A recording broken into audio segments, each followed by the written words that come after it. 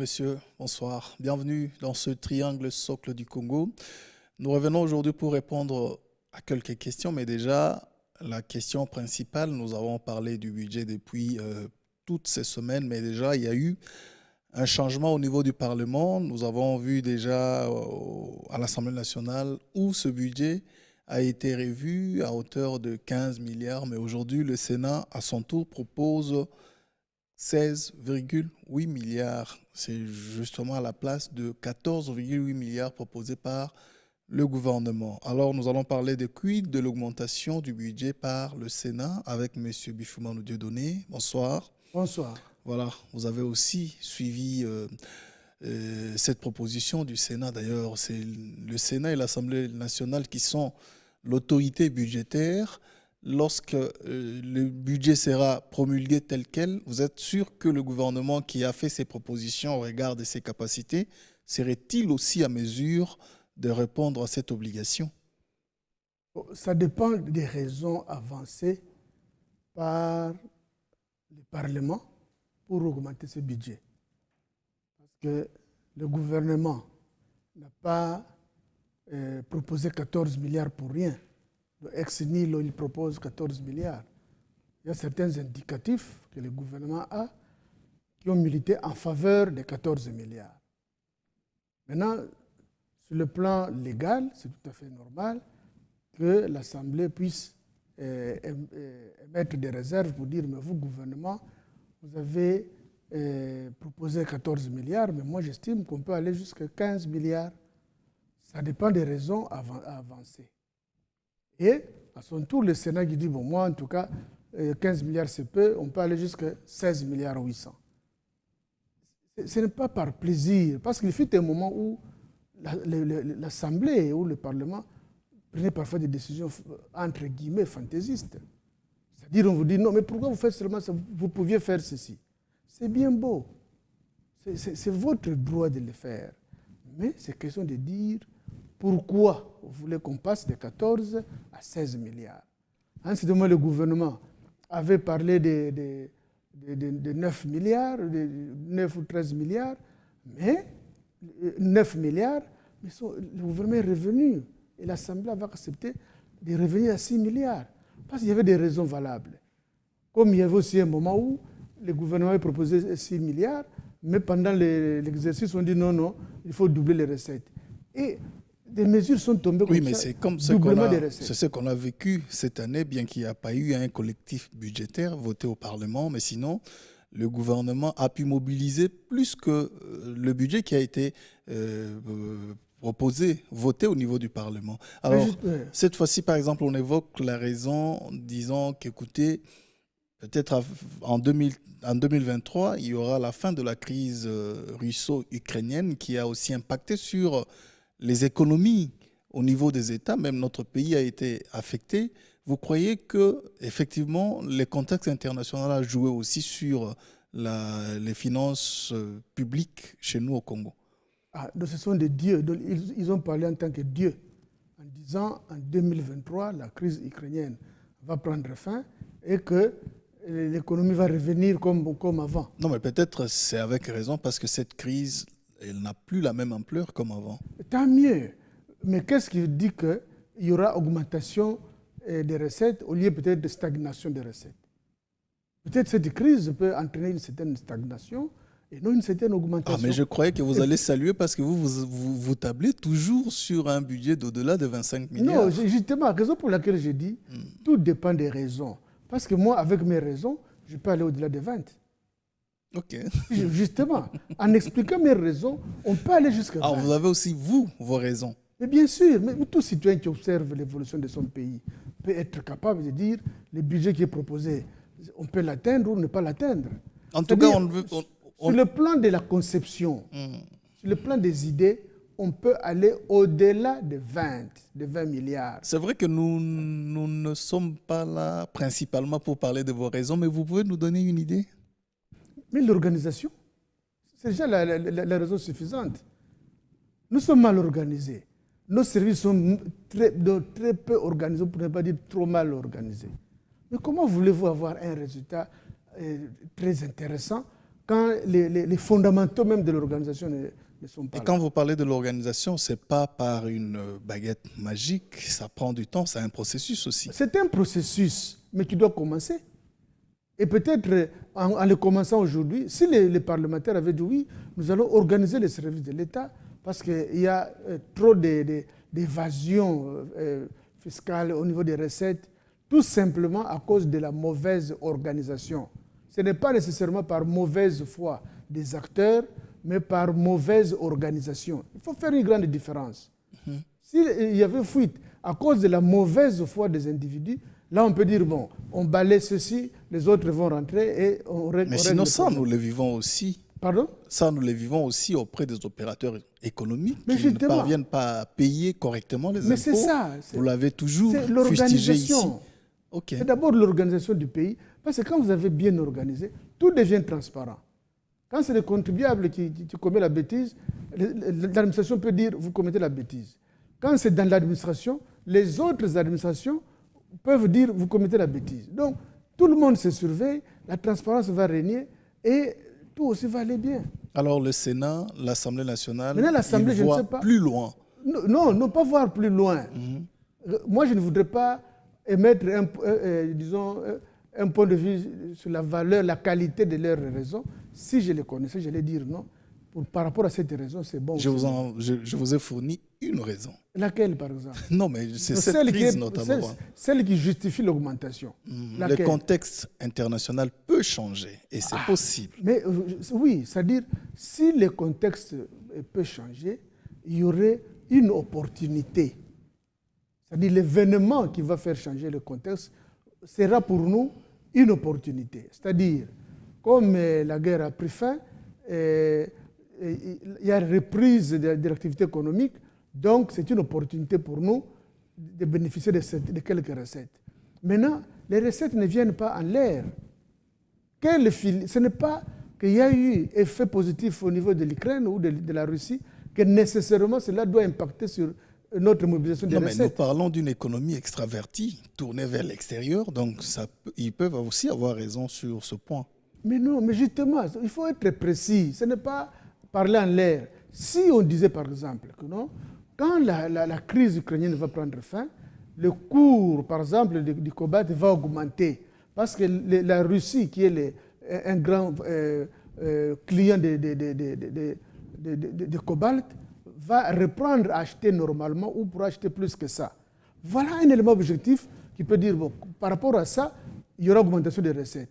Mais dire seulement que parce qu'il y a fait de la guerre, mais pendant qu'il n'y avait pas de guerre, qu'est-ce que nous avions fait? Pourquoi on n'évoluait pas très bien? Donc ce n'est pas parce que le contexte va changer que ce contexte va impacter positivement sur nos recettes. Ça, c'est un raisonnement. Ça, c'est une raison qui n'est pas, à mon avis, qui n'est pas très défendable. Ah, ok. À votre avis, la raison n'est pas trop défendable. Alors, cette divergence de vue entre le gouvernement et le Parlement, nous pourrions peut-être nous attendre aussi à un choc ou sinon à une vraie confrontation, affrontement entre le gouvernement et le Parlement, parce qu'à un certain moment, parce qu'à toujours, c'est le Parlement qui contrôle même l'exécution de ce budget. Non, c'est-à-dire, si le budget est déjà voté, quel choc doit y avoir? Ce sont des prévisions budgétaires. Non, mais lorsque le gouvernement n'aurait pas atteint ses missions, en ce moment-là, le Parlement sera aussi dans le droit de l'interpeller. Mais le Parlement peut réclamer, peut faire tout ce qu'il veut. Mais si le gouvernement aura des raisons valables pour dire que nous n'avons pas atteint les prévisions, parce que justement, la guerre n'a pas pris fin. Quelle sera la suite? C'est ça, justement. Non, mais vous parlez de la guerre, mais entre-temps, nous savons que le pays est engagé est engagé à booster son économie, la production dans plusieurs secteurs. Aujourd'hui, on parle peut-être aussi bien de l'agriculture qui peut essayer de revenir, la transformation locale de nos matières premières. Vous pensez que ça ne pourrait pas impacter aussi sur l'économie? Théoriquement, oui, ça peut impacter. Théoriquement.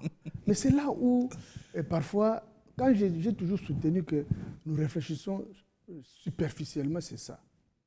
Est-ce que vraiment, pour faire une analyse approfondie, c'est compliqué devant le problème de l'agriculture? Ce n'est pas compliqué. Nous savons comment se fait l'agriculture. quel pourrait être... Aujourd'hui, nous sommes déjà au mois de décembre. L'année prochaine, nous serons, d'ici moins de 20 jours, nous serons déjà en 2023. Bon. Quelle agriculture nous pouvons pratiquer dans ces pays pour qu'il y ait un effet positif sur les recettes publiques en 2023? On est capable de dire ça, que nous allons cultiver beaucoup de maïs, et ces maïs-là seront vendus. Quand nous aurons vendu, nous aurons un résultat, et puis il y aura peut-être, nous allons engager 5000 personnes qui vont payer les impôts, tout ça, ça fera partie. C'est là les recettes sûres. Mais on n'a aucun programme d'engager même 5000 personnes pour cultiver le maïs. Bon, si c'est le manioc qu'on va cultiver en janvier, mais vous aurez les résultats. Mais on parle aujourd'hui de l'embellie financière, l'embellie des finances publiques. Justement, aujourd'hui, on en parle quand même. Pourquoi vous ne voulez pas les reconnaître? Non, ça vient d'où cette embellie? C'est ce que je dis. Ces paramètres peuvent être étudiés et bien expliqués. L'embellie, c'est vrai. C'est-à-dire nous avons réalisé des recettes plus que prévu. Il y avait une prévision de X montant. Par rapport à ce qu'on a réalisé, il y a une plus-value. Mais c'est bien. Maintenant, cette plus-value, on pouvait justement approfondir là-dessus. Par exemple, mais aux côtés de ça, l'État voudrait bien, à travers son plan d'industrialisation, créer des chaînes de valeur dans plusieurs filières. Mais c'est ça. Maintenant, les des chaînes matières de valeur, premières que nous avons. Il y a des analystes financiers. On ne donne pas des choses comme ça en vrac. Comme intention, oui. Comme intention, on peut donner ça. Maintenant, quand on va dans les concrets, qu'est-ce que nous allons faire au mois? Parce qu'une planification, il y a aussi le temps. En janvier, qu'est-ce que nous allons faire? Vous détaillez ce qui va être fait d'une façon réaliste en janvier. Vous précisez. Bon, en février, on fera quoi? Et quels sont les efforts de janvier ou les actes de janvier vont produire des effets quand? Et quel type d'effet? Ça, c'est étudié. Ce n'est pas en l'air qu'on donne ça. Maintenant, c'est à partir de telles études qu'on peut dire oui, l'agriculture va produire autant, pourrait produire autant, et quand on produirait cela, voilà ce que ça impacterait sur le plan des recettes publiques. Là, maintenant, on acte. Ou alors, que nous avons déjà une agriculture où les fruits pourrissent comme tels, mais nous allons financer où il y a des investisseurs qui ont promis de venir valoriser, c'est-à-dire faire la conservation de ces fruits ou la transformation de ces fruits. Ils vont implanter l'usine. Vous parlez seulement des investisseurs extérieurs, mais vous ne mobilisez pas les Congolais eux-mêmes autour des richesses qui les appartiennent. Bon, parlons des privés. Les investisseurs privés, bon, ils viendront quand? Oh non, ils peuvent venir en janvier. En janvier, quand ils vont commencer, ils vont installer les machines pendant combien de temps? Pendant 3 mois pour installer les machines. Et la production commencera quand? Ça commencera dans 4 mois. Et puis dans 4 mois, quels pourraient être les impôts à payer? Quels pourraient être les revenus? On peut les attendre pour quand? Pour le mois de septembre, octobre? Là, maintenant, on peut dire oui. En septembre, octobre, nous aurons peut-être X montants qui viendraient de cette filière-là. On a fait une analyse. Est-ce que c'est savant ou c'est magique? Non. Mais donnez seulement l'intention en disant oui, il y aura des gens qui vont... on va faire l'agriculture, on va transformer. Mais non. Ça dit, ça ne peut pas être des éléments positifs pour impacter sur le budget. Le budget, ce n'est pas... On ne parle pas en l'air. Il faut être concret. Maintenant, si le Parlement a proposé des solutions concrètes pour booster le budget, tant mieux. Mais moi, jusque-là, les raisons, si c'est seulement celle-là, elle est insuffisante, elle est douteuse d'ailleurs. Ah, donc vous doutez aujourd'hui? Je doute de cette raison, mais on peut réaliser, à partir des prévisions de 14 milliards, si on fournit beaucoup d'efforts, on peut même dépasser les 16 milliards. Mais sinon, aujourd'hui, nous avons vu le gouvernement signer la suspension même de la TVA sur certains produits, mais en même temps, le même gouvernement est en train d'établir sur l'augmentation de son budget de fonctionnement. Est-ce que vous pensez que ce n'est pas faire une chose et son contraire? Mais non, mais la TVA notamment a été supprimée sur plusieurs produits, de non, première nécessité d'ailleurs. Justement, voilà des raisons peut-être objectives pour lesquelles le gouvernement préférait tabler sur 14 milliards. Parce qu'il sait que je vais supprimer la TVA. Et supprimer la TVA, non pas que c'est pour enrichir certaines personnes, mais c'est pour répondre à un besoin de la société. Parce que la TVA peut avoir un impact sur les prix. Alors, maintenant, le gouvernement qui dit, bon, moi, je sacrifie cette TVA pour que les prix restent ou pour que les prix ne puissent pas augmenter. C'est vrai qu'on ne le voit pas, on n'a pas encore senti l'impact de cette baisse de prix. Justement, mais le gouvernement a de telles contraintes parfois. Alors maintenant, est-ce que l'Assemblée a tenu compte de ça? Peut-être que le gouvernement pouvait aller à 18 milliards, mais compte tenu de ces contraintes, il s'est limité à 14. Mais vous avez toujours fustigé ici, par moment, il y a entre autres le manque d'organisation, mais aussi la faiblesse dans la mobilisation des recettes. Vous avez même fait une publication que vous avez distribuée à tous les parlementaires il y a 1 ou 2 années déjà, mais malheureusement, peut-être certains n'ont pas encore reçu ça. Non, mais les souris du Parlement ont bouffé tous les ouvrages. parce que je pose des questions à des sénateurs comme à des députés qui me disent toujours qu'ils n'ont jamais reçu ça. Voilà, mais nous allons peut-être revenir sur ça après. Mais ici, je vais poser la question de savoir quand le Parlement, peut-être qui est l'autorité budgétaire, essaie de prendre cette décision de voir plus loin. C'est quand même aussi motiver le gouvernement à imaginer davantage. Justement, c'est-à-dire qu'on ne peut pas interdire au Parlement de le faire. C'est son droit et c'est son pouvoir de dire au gouvernement, vous, ce que vous avez proposé, moi, Parlement, je ne suis pas d'accord. C'est tout à fait élémentaire, c'est correct. Mais le plus important, ce n'est pas seulement de dire je ne suis pas d'accord, il faut aller de 14 à autant. Le plus important, c'est de donner les raisons. Des contre-propositions? Même pas de contre-propositions. Peut-être elles peuvent être des raisons supplémentaires. Peut-être vous, gouvernement, cet aspect, vous ne l'avez pas bien analysé. Moi, Parlement, je vous dis de le faire. C'est simple. Il faut donner des raisons. Comme ça, le gouvernement dit, ah, vous avez raison, c'est un domaine qu'on n'a pas bien scruté. Comme vous le soulevez, nous allons faire ceci. C'est tout ce qu'on demande. Mais rappelez-vous qu'en 2023, le gouvernement va notamment lancer l'exploitation de certains blocs pétroliers. Il y aura aussi la création des chaînes de valeur. Il y a une entreprise de batterie qui va s'installer dans le nord-est de notre pays. Il y a des matières premières précieuses recherchées au monde. On parle d'un pays solution dans les domaines de l'environnement. Vous ne pensez pas que tout cela pourrait rapporter autant au gouvernement et le Parlement se dit non mais écoutez, c'est des niches qu'il faut capitaliser. Mais je suis parfaitement d'accord. C'est-à-dire qu'il faut éviter d'avoir de simples intentions. Surtout quand on traite des problèmes de budget. Les budgets, ce n'est pas par les intentions qu'on les traite, mais par des éléments concrets et probants. Augmenter, mais qui sera contre l'augmentation du budget? Personne. Tout le monde sera content d'ailleurs qu'on puisse augmenter le budget. Mais c'est question seulement de préciser par où. Parce que tout ce que vous racontez là, tout ce que vous dites, même ça peut se chiffrer. Une étude sérieuse peut être capable de dire les nouvelles usines qu'on va créer pour les batteries vont mobiliser autant les recettes publiques. Ça peut se chiffrer, même pas d'une façon approximative, mais même à titre indicatif. En principe, une bonne étude, c'est approximativement, mais même à titre indicatif, ça peut dire, en mettant les gens, en faisant ceci, nous allons engager 50 travailleurs, les 50 travailleurs, on va les payer à autant, et l'impôt qu'on va mobiliser, c'est autant. Ça peut se calculer. Et puis, l'étude de faisabilité. On peut dire, bon, ça pourrait donner autant de revenus par mois et autant par an. Mais on peut calculer, si c'est par mois autant, par an autant, le chiffre d'affaires annuel peut être déjà donné. Mais à partir de ce chiffre d'affaires, on peut dégager les charges et puis présenter une prévision des bénéfices. Comme ça, on dirait, bon, l'impôt sur les bénéfices, la société paierait autant. Et c'est facile à dire. Et puis, on dit, bon, telle société va donner autant comme budget. Maintenant, sur base de ça, on peut dire au gouvernement, est-ce que vous avez tenu compte de cette société? Oh non.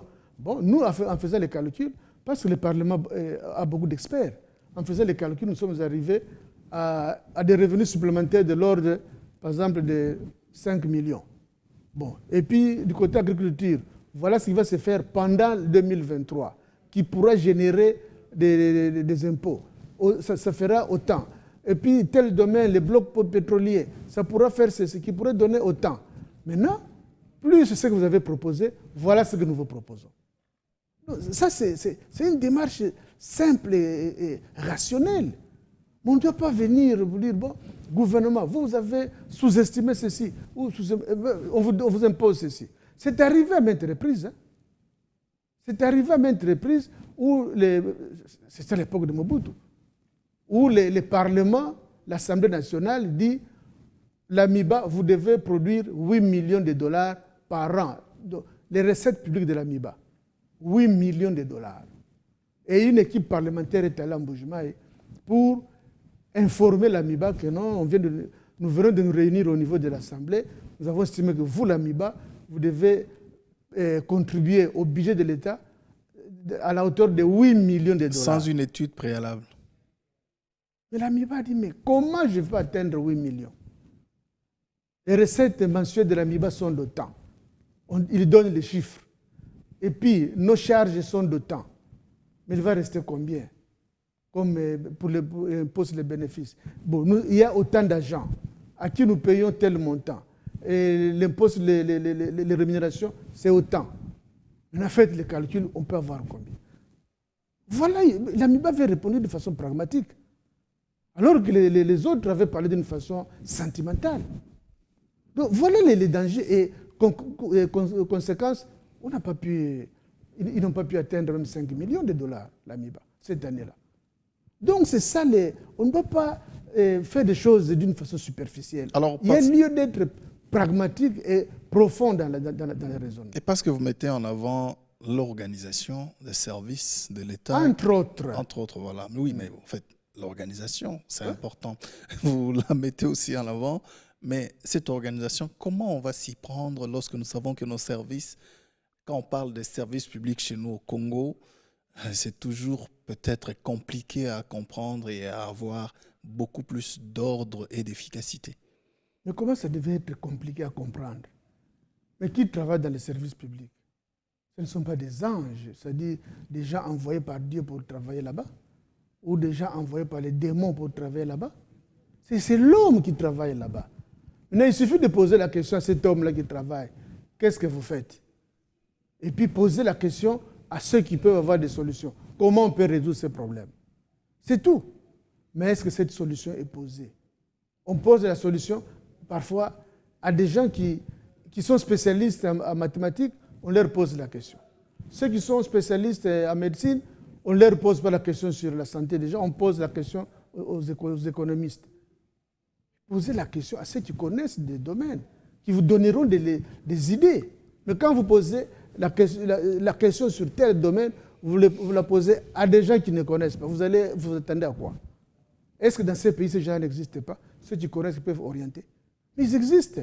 Mais pourquoi on ne les approche pas? Pourquoi on ne leur demande pas de faire des propositions concrètes? Il n'y a que ça.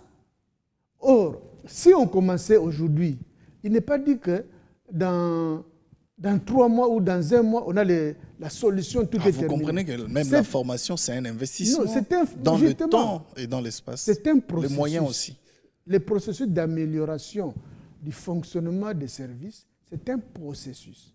On ne peut pas améliorer le fonctionnement des services comme une baguette magique. Même nos avions que nous apprécions aujourd'hui, il y a eu un processus pour que les avions arrivent à l'état où ils se trouvent au jour d'aujourd'hui. Alors, mais quand on ignore ça, même l'homme évolue par processus. Vous étiez fœtus, vous êtes devenu un enfant, un homme viable, enfant, adulte, adolescent. Mais c'est un processus. Vous ne pouvez pas demander à l'homme de naître vieux. Donc il y a un processus qu'il faut suivre. Ici, c'est la même chose. Les lois de la nature sont visibles. Mais nous ne voulons pas les appliquer. Nous croyons que nous sommes la nature. Non, nous sommes des composants de la nature. Donc nous devons comprendre ces lois-là aussi et nous adapter, voir comment nous pouvons nous améliorer. Mais le plus important, c'est de commencer. On n'a jamais commencé cette gymnastique de chercher à améliorer le fonctionnement des services, améliorer la modernisation des services, enlever tous ceux qui sont là, changer tout simplement des gens, et puis c'est tout. Et c'est ça, améliorer le fonctionnement des services. C'est seulement ça. Donc, même si vous leur apprenez à compter, comme vous ne saviez pas la correspondance administrative, vous leur apprenez la correspondance administrative. Est-ce que c'est ça seulement organiser un service? Donc, c'est tout ça qu'il faut comprendre. C'est nous-mêmes qui refusons de comprendre tout ça. Ce n'est pas que... Est-ce que c'est le blanc qui nous... Et vous voulez dire que le manque d'organisation que nous avons aujourd'hui dans nos services, ça relève aussi du manque de volonté politique? Bon, dire du manque de volonté politique, c'est trop dire aussi. Parce que c'est comme... Quand on dit volonté politique, c'est que je pouvais faire ceci, j'ai tous les moyens pour faire ça, mais je ne veux pas. Là, c'est la volonté. Le fait de ne pas vouloir, c'est manquer de volonté de faire ça. Mais est-ce que nos autorités ont tous les ingrédients nécessaires pour prendre une décision? Peut-être ceux qui leur apportent des propositions viennent avec des propositions partielles. Le chef n'est pas un magicien, comme le disait Mobutu.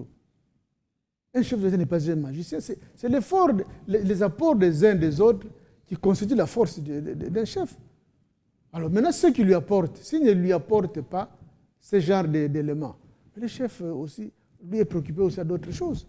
Voilà, nous revenons aux finances publiques. Aujourd'hui, nous avons constaté en fait, l'ascendance des recettes internes par rapport aux recettes de l'extérieur. Ça, quand même, vous êtes aussi content? Mais bien sûr, mais on vit ça aujourd'hui, non? Ça se concrétise aujourd'hui. Mais depuis quand nous avons commencé à dire ça? On pouvait arriver à ce que nous vivons aujourd'hui, nous avons dit ça depuis quand? Mais ce qui arrive, c'est bien. Maintenant, il faut comprendre comment c'est arrivé pour renforcer. Il n'y a que ça qui reste. Mais en plus de ça, ça nous rend aussi crédibles auprès de ces bailleurs parce que nous pouvons soutenir nos dettes. Mais c'est ce qui fait l'homme. S'endetter n'est pas une mauvaise chose. Ça n'a jamais été une mauvaise chose, s'endetter. Parce qu'on peut être à court d'argent à certains moments, donc vous pouvez solliciter l'aide extérieure, c'est-à-dire vous endetter à gauche et à droite. Et d'ailleurs, les pays les plus développés sont les plus endettés. Mais justement. Mais le plus important, c'est avoir cette capacité de rembourser. Ou offrir cette assurance de rembourser.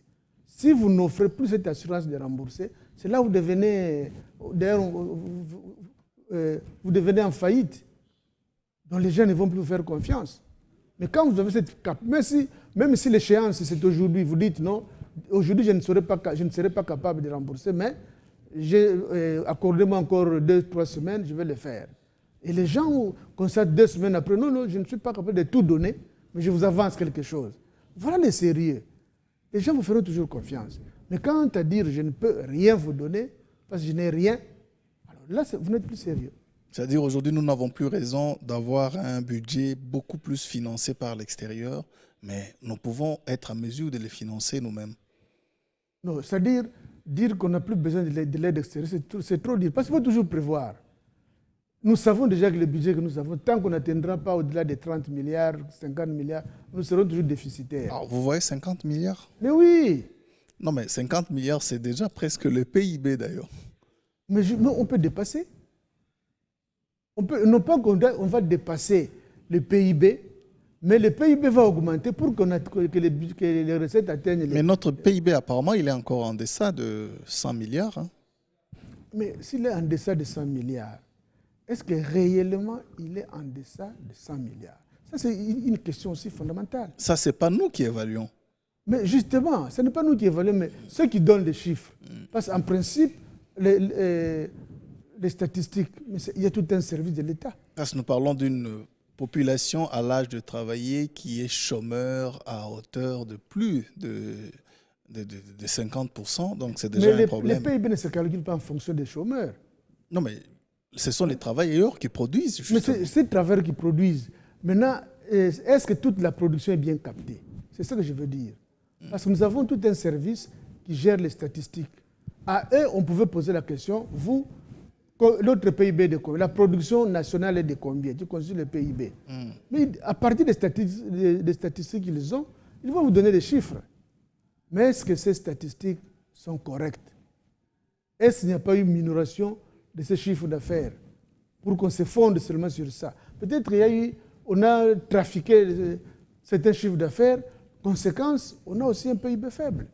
Mais si on avait les réels chiffres d'affaires, peut-être le PIB serait au-delà de 50. On atteindrait peut-être les 100 milliards. Et si on avait atteint les 100 milliards, Nous sommes, la pression fiscale chez nous n'est que de 13 ou 15%. Alors que le minimum devait être autour de 20%. Donc si nous avions un PIB de plus de 20 milliards, donc de 100 milliards, donc on pouvait avoir, en principe, pour être un peu satisfaisant, on pourrait avoir des recettes de l'ordre d'au moins 20 milliards. Alors vous parlez d'une pression fiscale qui devait être plus ou moins 20% ou 25%. La bonne pression fiscale, c'est 20-25%. Mais dans notre contexte, c'est un peu compliqué parce que déjà, notre économie tourne pour la grande partie dans l'informel. Mais justement, raison pour laquelle la pression fiscale, à cause de l'organisation et à cause de beaucoup d'autres éléments, la pression fiscale est faible. Elle est en dessous de la pression acceptable. La pression acceptable serait de 20 à 25. Mais vous savez aussi que l'informel nous colle à la peau aujourd'hui. Nous avons peut-être du mal à organiser ce secteur. Vous avez quand même déjà des idées pour... Mais pourquoi on appelle ça informel? Parce qu'on est mal organisé? Oui, mais vous avez des idées peut-être pour organiser ce secteur? Mais d'abord, commencer par organiser l'administration, les services de l'État. Parce que ce sont les services de l'État qui vont capter tout ce qui se cache. Ce ne sont pas les privés qui doivent venir se dénoncer auprès de l'État. C'est l'État qui doit être capable de dénicher ce qui se cache. C'est ça le principe. Parce que pour travailler, même s'ils sont dans l'informel, mais ils ont un registre de commerce. Et les registres de commerce, ils ne se les donnent pas eux-mêmes. C'est l'État qui donne les registres de commerce. Donc l'État doit être capable de dire à combien de personnes j'ai donné les registres de commerce. Il doit être capable de dire ça. Parce qu'ils sont passés par lui. Maintenant, quand vous avez ces chiffres-là, combien, parce qu'il y a des gens qui peuvent avoir les registres de commerce, mais ne travaillent pas, peut-être ils n'ont pas encore réuni les conditions. Maintenant, combien, sur les 1000 registres de commerce que j'ai octroyés, combien travaillent effectivement? Il peut être capable de dire aussi que non, sur les 1000, il y a seulement 600 qui travaillent. Ah bon? Et les 400 autres? Nous, on peut être capable de dire, eux n'ont pas encore commencé effectivement, ils gardent encore les numéros. Ceux-là, on les met en veilleuse. Maintenant, les autres, non, on ne sait pas. C'est ça l'informel. Maintenant, ceux qui sont dans l'informel, l'État doit les chercher. Pourquoi je vous ai donné le numéro? Pourquoi? Et puis, je n'ai pas vu quelque part où il n'y a pas d'activité, où vous ne faites rien. C'est-à-dire, vous êtes dans les lots, ni de ceux qui travaillent effectivement, ni dans les lots de ceux qui ne travaillent pas. Ou ceux qui ont fait faillite. Ou ceux qui ont fait faillite. Donc, vous flottez. Tous ceux qui flottent sont dans l'informel. Donc, l'État doit être capable de... C'est ça l'organisation de l'État. C'est-à-dire qu'il fallait organiser même le fait de donner ces documents-là officiels aux opérateurs. Mais c'est ça l'organisation. Parce qu'il y a tout un service de l'État qui donne ça. Ce n'est pas que quelqu'un s'improvise. Non, tout un service. Mais ce service doit être bien organisé. Mais vous savez, l'informel, là, peut-être nous citons ceux qui ont la capacité d'aller solliciter ce document auprès des services de l'État, mais d'autres peut-être ont un chiffre d'affaires beaucoup plus faible. Alors, à ceux-là, comment on pourrait capter peut-être même le minimum qu'ils pourraient rapporter aussi dans cette caisse publique? C'est ça l'organisation. Quand on est bien organisé, on peut être capable de dire, bon, pour telle catégorie de personnes, au lieu de leur exiger tel type d'impôt ou tel type de taxe, nous allons seulement dire ça, ils doivent seulement payer ceci. On peut être dans un système forfaitaire pour faire participer tout le monde à l'effort national. Nous sommes dans ce système, malheureusement, qui peine à marcher aussi. Mais ça peine à marcher à cause de la faiblesse organisationnelle. Ce n'est pas par rapport à une volonté quelconque. C'est vrai que les impôts relèvent de la loi, mais la loi, parfois, elle ne contraint pas tellement les assujettis à venir s'acquitter de leurs impôts par moment.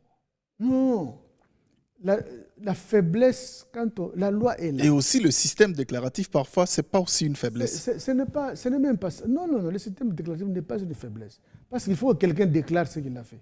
Ce n'est pas l'État qui doit chercher ce que vous avez déclaré. C'est vous qui devez déclarer ce que vous avez fait. La faiblesse, c'est au niveau de l'organisation. Parce que moi, je viens déclarer X montant. Vous devez être capable de me prouver le contraire. Que vous n'avez pas réalisé ce montant-là, vous avez réalisé Y montant. L'organisation devrait être capable de me contredire.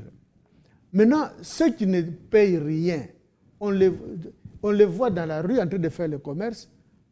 Ils ne sont enregistrés nulle part, mais ils travaillent. Vous les voyez travailler. C'est l'État qui doit être capable de dire, vous travaillez, mais vous ne versez rien. Les motos, par exemple, mais ce sont des gens qui travaillent. Ce qu'ils font, ils ne blaguent pas. Ils travaillent. Ils gagnent aussi. Mais s'ils ne gagnaient pas, ils n'allaient pas travailler. C'est ça la conclusion. Mais bien sûr, parce que quelqu'un qui... Si, à moi qui disent non, je fais le bénévolat. La philanthropie. C'est-à-dire que je transporte les gens pour rien, ils ne me donnent rien, et moi j'achète mon carburant à ma manière, ou il y a quelqu'un qui me fournit le carburant. Mais ils travaillent. Mais organisez-les pour qu'ils soient aussi utiles au pays. Mais déjà aujourd'hui, la plupart ont payé des plaques d'immatriculation, c'est-à-dire qu'ils ont une carte rose. On peut dire que c'est déjà quelque chose dans le sens d'organiser ce secteur. Mais qui a imposé ça? C'est l'État. Voilà l'organisation. Ce n'est pas les motards eux-mêmes qui ont dit, bon, moi, on fait une grève. Avant de travailler, donnez-nous d'abord les plaques. Non. C'est l'État qui dit, toutes les motos doivent avoir des plaques. Et la population n'a pas refusé. Mais la population tentait de payer les plaques. De la même façon, quand vous les organisez en disant, désormais, vous devez faire, par exemple, vous devez seulement tourner dans telle commune. Vous êtes en Ngiringiri, vous faites votre travail dans la commune de Ngiringiri seulement. C'est aussi une organisation. Vous pouvez aller à tel endroit. C'est aussi une organisation où vous devez payer chaque mois ou chaque trimestre tel montant et on vous donne en contrepartie une vignette qui démontre que vous avez payé ce montant-là. C'est une organisation. Vraiment, vous croyez que sur les 200 ou 100 000 motards qui sont à Kinshasa, si on imposait une telle discipline, des montants genre 10 000 francs tous les 2 mois, par exemple, est-ce que vraiment ils sont tellement malades qu'il n'y a pas de gens qui vont payer? Ils vont payer, vous les sensibilisez que non, vous êtes des citoyens. Mais déjà, ils payent une sorte de taxe du genre parking ou quoi, chaque jour, 500 francs, j'espère. Mais c'est une taxe. Mais est-ce que si l'État dit que le fait de payer la taxe vous suffit, c'est aussi une organisation de l'État. De l'État qui dit les motards, pour être en règle, pour que vous puissiez évoluer calmement, payez simplement la taxe au niveau du parking et puis vous êtes... J'ai appris que les motards gagnent mieux que les taximens. Ce n'est pas ça le débat, mais au moins, c'est pour dire que... C'est un secteur qui peut être porteur. Qui est porteur. Donc, parce que ça résorbe le chômage et ça donne aussi des revenus à ceux qui font ce travail-là. Sinon, comme je l'ai dit, ils ne le feraient pas. Alors maintenant, ils veulent avoir de bonnes routes. Ils veulent utiliser les carburants facilement. Ils veulent ceci ou cela. Et aussi ont besoin de bien faire leur travail. Ils veulent être sécurisés. Mais qui doit les sécuriser? Ce n'est pas eux-mêmes qui se sécurisent. L'État doit les sécuriser, mais payer quelque chose à l'État pour que l'État vous sécurise davantage. Mais est-ce que c'est compliqué à expliquer ou pour convaincre quelqu'un? Mais le plus important, c'est l'organisation. Parce que sinon, ils sont capables, ils sont prêts à payer, mais entre-temps, ils apprennent que cet argent ne se voit plus. Mais quand ils savent que vous payez à la banque comme d'habitude, vous faites ceci, vous êtes quitte, on vous donne la vignette, mais ils vont le faire. Parfois, les comptes, c'est ce qui manque aussi. Nous ne connaissons pas toujours effectivement ce que fait l'argent que les gens payent aux impôts. Généralement, la question, c'est parce que... Non, là, c'est la redevabilité. Oui, mais... C'est-à-dire la population, en ce qui concerne les recettes publiques, ne doit pas prioriser d'exiger la contrepartie. Donner d'abord et exiger la contrepartie. Non, mais on donne toujours ça, c'est vrai aussi. Oh oui, mais ceux qui donnent, maintenant, si l'État vous disait, j'ai reçu quelque chose, mais ce quelque chose-là, ça vient seulement des 1000 contribuables, alors que je devais recevoir des 10 000 contribuables. Les 9 000 autres n'ont rien donné, mais c'est eux qui réclament. Là, ce n'est plus honnête. Donc, mais vous, les 10 000, donnez d'abord, et maintenant, vous allez me demander des comptes que je fasse ça et ça. Mais sur l'argent de 1000 personnes, je me débrouille pour faire ceci ou cela. Maintenant, ceux qui ne donnent pas, c'est eux qui viennent réclamer. Et c'est honnête au niveau national. Bon, en fait, c'est discutable, votre argument. Néanmoins, nous sommes arrivés à la fin, malheureusement. Oui. On ne pourra pas continuer, mais je voudrais avoir un avis personnel à vous. Si vous aviez un conseil à donner au Parlement qui a revu à la hausse le budget de l'État, vous lui donnerez quel conseil? Approfondir simplement la réflexion. Comme je l'ai dit, on leur avait donné des ouvrages, un ouvrage, autant d'exemplaires. Un outil pédagogique député. Aussi. Mais c'était pédagogique. Parce qu'il y a des choses, ce sont des hommes. Ils n'ont pas le monopole du savoir. Ça, c'est tout à fait normal. Donc, ils doivent être aidés par ceux qui peuvent connaître. Si moi je connais, je vous donne des idées. Comme ça, vous, parlementaires, vous exploitez. Vous, sénateurs, vous exploitez ces idées-là. Ce n'est pas qu'on vous impose des idées. Mais là où vous ne connaissez pas grand-chose, on vous donne des idées. Vous ne voulez pas... vous ne fournissez même pas un effort pour comprendre. Même pas un effort pour comprendre. Est-ce que c'est bien ou c'est mauvais? Là, c'est regrettable. Mais la conséquence est là. Vous faites des propositions. On pouvait même arriver peut-être à 20 milliards si vous aviez bien compris. Parce que là, vous alliez donner des observations, vous allez faire des observations concrètes et pragmatiques, et en faisant ça, on allait atteindre un résultat. Mais, par manque d'arguments profonds, vous limitez à certaines choses qui peuvent tout simplement être considérées superficielles. Il ne suffit pas à l'État de demander au gouvernement de faire ceci. Il y a des contreparties aussi. Vous, Parlement, vous me demandez de faire ceci. OK, mais prenez telle loi. Comme ça, cette loi va m'aider à faire ceci. Et aidez-moi à organiser tel service. Aidez-moi à faire ceci. Donc, tout ne vient pas du Parlement. C'est comme quand le gouvernement exige des recettes auprès des régies financières. Mais le gouvernement peut dire, vous, régie financière, réalisez tel montant. Oui. Mais la régie peut aussi dire, oui, je suis prêt. Ma condition, aidez-moi à faire ceci. Je n'ai pas de moyens pour acheter des véhicules qui doivent circuler à travers la ville de Kinshasa. Je n'ai pas d'argent. Donnez-moi cet argent pour qu'on achète des véhicules. Donnez-moi cet argent pour qu'on achète des motos pour l'intérieur. C'est ça la contrepartie immédiate qu'on demande. Ce ne suffit pas de dire, vous, faites ça, puis c'est tout.